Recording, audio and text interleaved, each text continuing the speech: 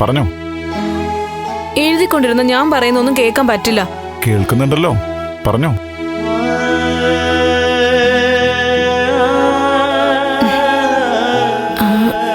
ഞാനൊരു കാര്യം പറഞ്ഞാ വാങ്ങിത്തരോ? വളയല്ലേ? ഞാൻ പറഞ്ഞല്ലോ PF കിട്ടട്ടെ എന്ന്. നമുക്ക് വാങ്ങാന്നേ. സ്വർണ്ണവില എത്രയെന്ന് അറിയാലോ. കയ്യിലുള്ളൊന്നും മതിയാവില്ല. സ്വർണ്ണ വളയൊന്നും അല്ല. പിന്നെ ഒരു മസാല ദോശ. എന്താ? മസാല ദോശ. പെട്ടെന്നൊരു ആഗ്രഹം, മസാല ദോശ കഴിച്ചാൽ കൊള്ളാന്നു. വാങ്ങിത്തരോ? നീ എന്താ ഈ പറയുന്നത്?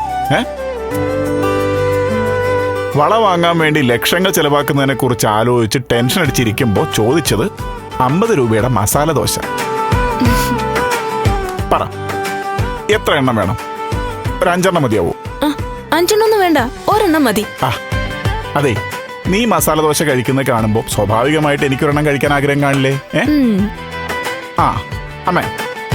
അമ്മയ്ക്ക് എത്ര മസാല ദോശ വേണം? രാവിലെ കാപ്പുകൂടി കഴിഞ്ഞല്ലോ. അമ്മ ചോദിച്ചതിന് ഉത്തരം പറ.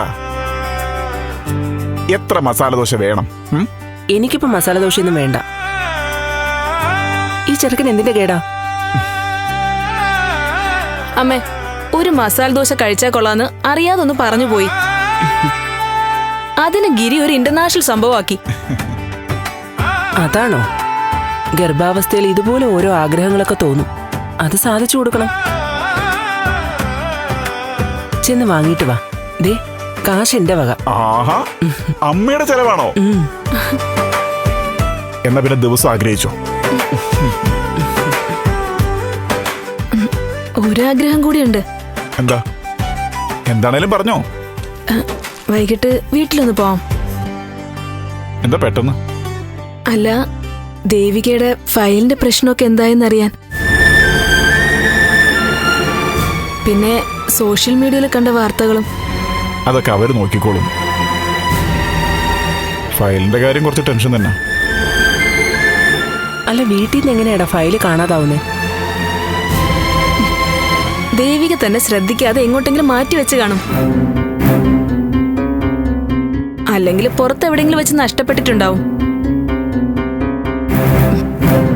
പ്രശ്നമായപ്പോ വീട്ടിൽ വെച്ചിരുന്നതാന്നൊക്കെ പറഞ്ഞുണ്ടാക്കുന്നതാവും. അതെ, വേണ്ട. ഈ സംസാരം നമുക്ക് നിർത്താം. അല്ലെങ്കിലേ മസാല ദോശ കഴിക്കുന്നതിന്റെ ത്രില്ല് അങ്ങ് പോവും. ഇപ്പൊ തൽക്കാലം മസാല ദോശയെ കുറിച്ച് മാത്രം ചിന്തിച്ചാൽ മതി. ഞാനേ പെട്ടെന്ന് വാങ്ങിയിട്ട് വരാം.